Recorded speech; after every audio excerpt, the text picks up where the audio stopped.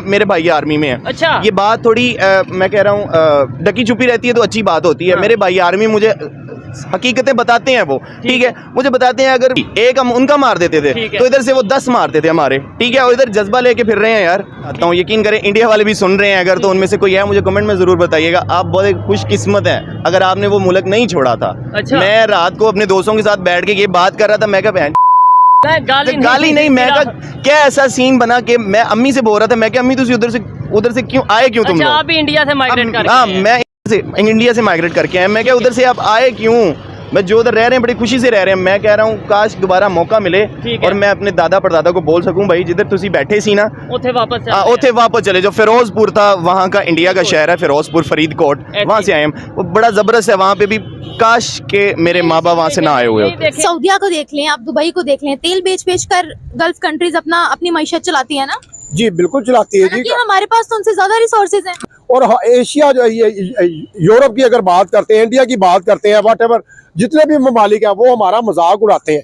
निकलो इनकलाब लाओ तो फिर ये मुल्क चेंज होगा, अदरवाइज जो है ना ये मुल्क का हल कोई नहीं है। हर बंदा आएगा, लूटेगा, खाएगा, पिएगा, उसने कहना लो जी भाई खजाने खाली थे, मुझे 5 साल पूरे नहीं मिले।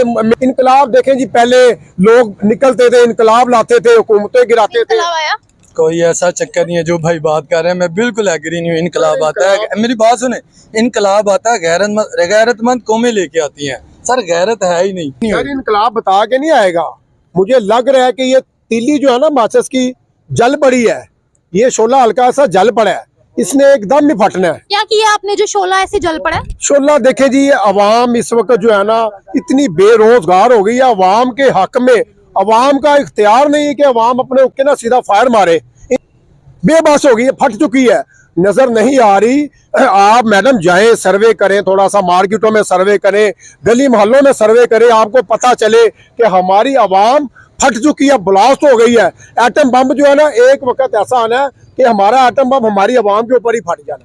उनके अवाम को देखा था किस तरह से उनके अवाम जो है वो बाहर निकल कर अपने हक के लिए लड़े थे। तो हमारी अवाम तो पेट्रोल महंगा हो तो पेट्रोल डलवा लेते हैं, चीनी महंगी हो तो चीनी ले लेते हैं। हमारी अवाम तो फिर खुद ही नहीं जाहिल है। हमारी जो अवाम है ना वो ना श्रीलंका की अवाम है ना तुर्की की अवाम है, वो एक अवाम है, एक कौम है। हम लोग बुज़दिल हैं ना, हम सिर्फ दिल में कह सकते हैं ये गलत है वो गलत है, किसी के मुंह पे जाके नहीं कह सकते। जय हिंद दोस्तों।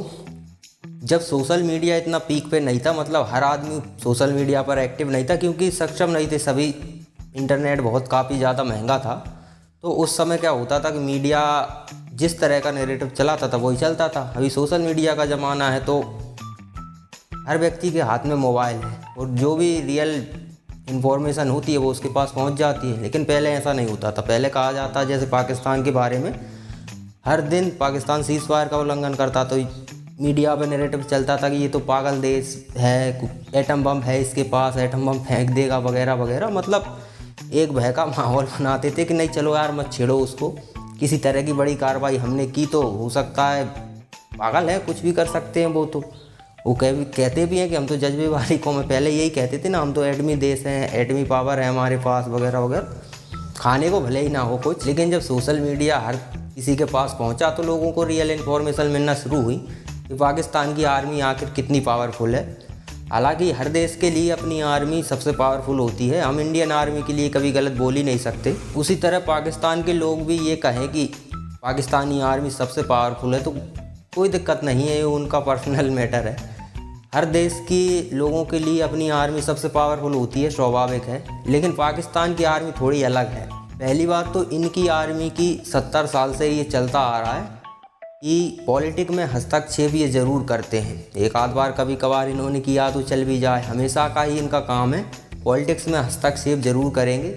लीडरों को साइड करना, मतलब कह सकते हैं कि आर्मी का ही बंदा वहाँ पर प्रधानमंत्री है, उन्हीं के इशारे पर उसको चलना होता है। और यही कारण है कि पाकिस्तान में कभी भी कोई प्रधानमंत्री अपना पूरा कार्यकाल तो पूर्ण कर ही नहीं पाया। 4 साल में 3 साल में जब आर्मी उसको चाहे तब हटा देती है। मतलब आर्मी की कुछ ना कुछ समस्या पैदा करने लगता है वो, जो स्वाभाविक है। जो व्यक्ति प्रधानमंत्री की कुर्सी पर बैठ गया तो उसे भी लगने लगता है कि हम भी आर्मी के टॉप लेवल पे हैं, लेकिन वो भूल जाता है कि ये आर्मी कभी भी उठा सकती है, कभी भी बैठा सकती है।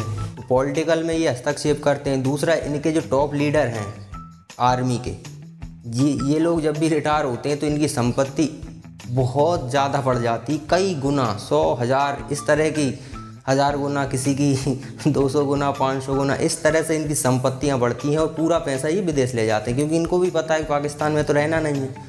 हमने इस पाकिस्तान की जो हालत कर दी है उसके बाद पाकिस्तान में रहना उचित नहीं होगा, इसलिए ये भी लोग विदेशी जाना है, और वो भी जाना कहाँ है, काफिरों के देश में। इन लोगों को ये काफिर बोलते हैं, उन्हीं के देश में जाना है इन्हें।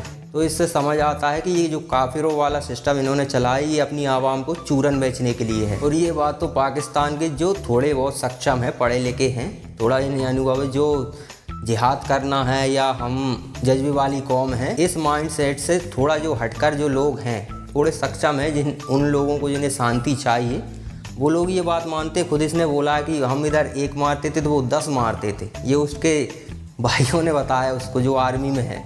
और स्वाभाविक है ही, पाकिस्तान हमसे 4 जंगें लड़ चुका है और चारों की चारों मुँह खा के ये लोग बैठे हैं। तो अब सीधा तो ये सामना कभी इंडियन आर्मी का करते नहीं है, तो अब इनका एक ही काम है कि जैसे तैसे आतंकवादी को घुसा दिया जाए तो उसको भी इंडियन आर्मी निपटा देती है।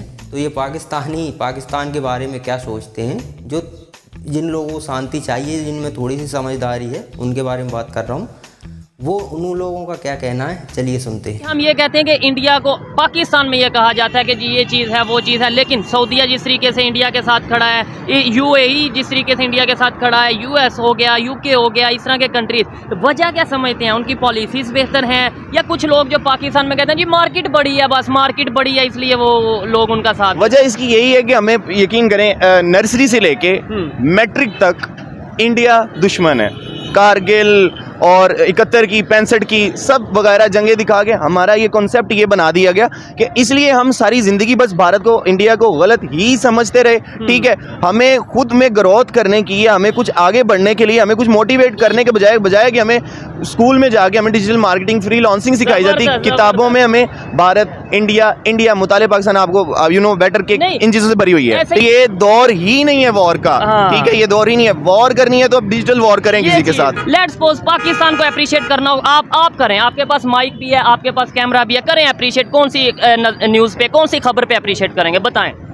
हमारे सिर्फ एटम बॉम्ब है। एट द एंड फिर हम ये नहीं, आप ये कहते हैं जज्बा बहुत है, आप ये कहते हैं हमारा सिर्फ हर साल एक नया नगमा आता है और कुछ भी नहीं है इस मुल्क में, ना इस मुल्क की आर्मी का हाल तो अब आवाम के सामने आ ही चुका है। आप देखें, आम पब्लिक हो, एजुकेटेड यूथ हो, या फिर कोई भी पाकिस्तान में इस टाइम लोग हों, या तो वो कोशिश कर रहे हैं बाहर चले जाएं, या फिर वो कोशिश कर रहे हैं कि किसी तरीके हालात बेहतर हों। आपको लगता है कि हालात आने वाले टाइम में बेहतर होंगे? बिल्कुल भी नहीं लगता, सच्ची नहीं लगता। हालांकि अगर हम यूथ यानी मैं और आप ये कहेंगे कि नहीं लगता, तो आपको नहीं लगता कि फिर उम्मीद किस पे रहेगी? उम्मीद बस यही है कि अल्लाह की ज़ात पे उम्मीद है। बाकी ये जो बंदर फिर रहे हैं ना, इन बंदरों पे तो मुझे कोई उम्मीद नहीं है। मैं चाहता हूँ, यकीन करें, इंडिया वाले भी सुन रहे हैं अगर, तो उनमें से कोई है मुझे कमेंट में ज़रूर बताइएगा। आप बहुत खुशकिस्मत हैं अगर आपने वो मुल्क नहीं छोड़ा था। मैं रात को अपने दोस्तों के साथ बैठ के ये बात कर रहा था, मैं क्या गाली नहीं, मैं क्या ऐसा सीन बना के मैं अम्मी से बोल रहा था, मैं क्या अम्मी तुम उधर से क्यों आए, क्यों तुम लोग? आप भी इंडिया से माइग्रेट करके? हाँ, मैं इंडिया से माइग्रेट करके आया। मैं क्या उधर से आप आए क्यों? मैं जो उधर रह रहे हैं बड़ी खुशी से रह रहे हैं। मैं कह रहा हूँ काश दोबारा मौका मिले और मैं अपने दादा परदादा को बोल सकूं, भाई जिधर तुसी बैठे सी ना उथे वापस चले जाओ। फिरोजपुर था वहाँ का, इंडिया का शहर है फिरोजपुर, फरीदकोट, वहाँ से आए हम। वो बड़ा ज़बरदस्त है वहाँ पे भी। काश के मेरे माँ बाप वहाँ से ना आए हुए होते। मैं एट दी एंड हमारे जो आर्मी चीफ हैं, ठीक है, अल्लाह करे उनके साथ, उनके पास किसी तरीके से उनके थ्रू या आपके थ्रू उनकी वीडियो ये पहुँच जाए, ठीक है, उससे मैं हाथ जोड़ के रिक्वेस्ट करता हूँ कि भाई तू जान छोड़ दे, खुदा कसम तू अगर काम करने देगा ना, हमारे पॉलिटिक्स को करने देगा काम, ठीक है, बहुत अच्छा चला लेंगे ये मुल्क को। नहीं, लेकिन पॉलिटिशियन भी तो हमारे इस तरीके से है ना, क्या पता वो ही ना काम कर पाते हो तो मजबूरन उन्हें आना पड़ता हो। नहीं, ऐसी बात तो बिल्कुल भी नहीं है, ठीक है। अगर इस दफ़ा की बात नहीं है, आप लगा लें 46 से 71 से लगा लें, 71 से ये जो दखल अंदाजी कर रहे हैं, इनका काम बिल्कुल नहीं है काश्तकारी पे बोलने का, बिजनेस पे बोलने का, इनका काम नहीं है। प्रोटेक्शन करेंगे, प्रोटेक्शन इनसे भी नहीं होती। मेरे भाई आर्मी में है। अच्छा, ये बात थोड़ी मैं कह रहा हूँ ढकी छुपी रहती है तो अच्छी बात होती है। मेरे भाई आर्मी मुझे हकीकतें बताते हैं, वो ठीक है, मुझे बताते हैं अगर एक हम उनका मार देते थे तो इधर से वो 10 मारते थे हमारे, ठीक है, और इधर जज्बा लेके फिर रहे हैं यार। ठीक हो गया। अगर- चले यही सिचुएशन है। मैं ये कहता हूँ जिसका भी काम, जो जिसका काम है, मेरा काम जो है मुझे वो रिस्पॉन्सिबिलिटी पूरी करनी चाहिए। तो ये हालात हैं पाकिस्तान के। अच्छा, पाकिस्तान में ये लोग जाकर भी पछता रहे हैं। जो लोग सबसे आगे थे पाकिस्तान बनाने में, उन लोगों की बहुत बुरी हालत है पाकिस्तान में। क्यों? क्योंकि उनको काफिर घोषित कर दिया गया। तो ये पाकिस्तान की रियलिटी है। जो इनके हिसाब से नहीं चलता वो कौन है? काफिर। अब काफिर है तो फिर उसके साथ वही व्यवहार होता है, और स्वाभाविक है जहाँ गरीबी है वहाँ तो अच्छे अच्छों की जज्बागिरी निकल जाती है।